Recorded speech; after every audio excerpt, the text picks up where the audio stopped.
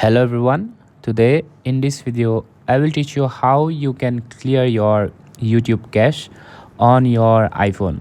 So if you are having some problem on your YouTube application, if you are having some glitch or some technical error, you want to fix it.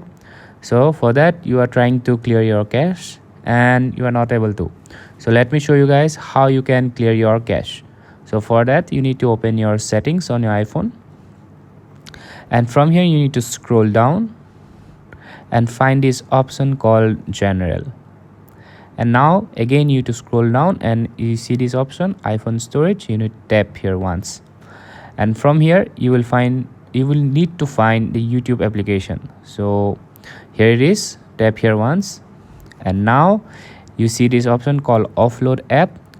So this is basically cache. So when you tap here, it will remove all the cache and you need to again reinstall the app.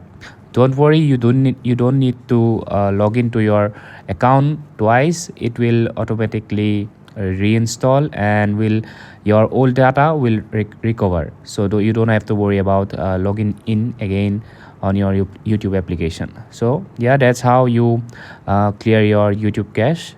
So hope this video helpful and thanks for watching.